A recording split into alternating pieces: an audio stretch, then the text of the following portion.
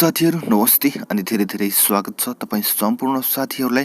यति बेला तपाई हेर्दै हुनुहुन्छ हाम्रो YouTube च्यानल। यस च्यानलमा चाहिँ हामी विभिन्न शेयर मार्केटसँग सम्बन्धित विभिन्न जानकारीहरु लिएर तपाईहरु माझ आउने गर्दछु र सोही क्रममा चाहिँ नेपाल बैंक लिमिटेडले चाहिँ आफ्नो बोनस शेयर वितरण पश्चात शेयर मूल्य समायोजन गरेको छ र सोहीसँग सम्बन्धित यस भिडियोमा चाहिँ हामी तपाईहरुलाई जानकारी गराउने छौं।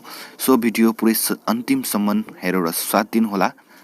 नेपाल स्टक एक्सचेन्ज नेप्सेमा चाहिँ नेपाल बैंक लिमिटेड एनएमबी को मूल्य समायोजन भएको छ। साधारण सभा तथा लाभांश वितरण प्रयोजनार्थ बैंकले चाहिँ बुक क्लोज गरेसँगै नेप्सेले चाहिँ शेयर मूल्य समायोजन गरी नयाँ मूल्य निर्धारण गरेको हो र नेप्सेले यस दिन बैंकको 14% बोनस शेयर समायोजन गरेको हो।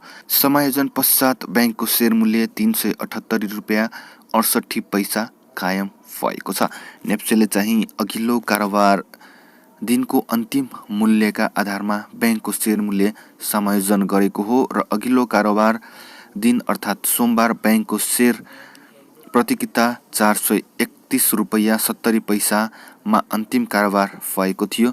बैंकले चाहिँ हाल कायम चुक्ता पुँजीको 14% बोनस शेयर र सो कर प्रयोजनार्थ सहित करिब प्रयोजनार्थ गरी 3% नगद लाभांश गरी कुल 17% लाभांश वितरण गर्ने घोषणा गरेको थियो र सोही लाभांश प्रस्ताव पारित गर्न बैंकले चाहिँ पुस 2 गते शुक्रबार आफ्नो प्रधान कार्यालय धर्मपथ काठमाडौँमा 65औं वार्षिक साधारण सभा डाकेको छ र यसका साथै बोनस वितरण पश्चात हुने चुक्ता पुँजी वृद्धि अनुसार बैंकको प्रबन्धक तथा नियमावली संशोधन गर्ने, लेखापरीक्षण नियुक्ति गर्ने लगायतका प्रस्तावहरू सहित सो सभाले पारित गर्ने।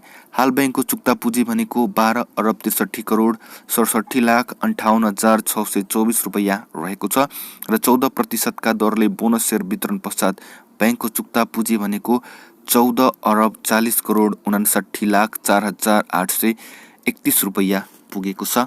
हस्त साथीहरु, आजलाई यति नै। यस्तै भिडियोको लागि हाम्रो YouTube च्यानललाई शेयर, सब्स्क्राइब अनि लाइक गरिदिनुहोला।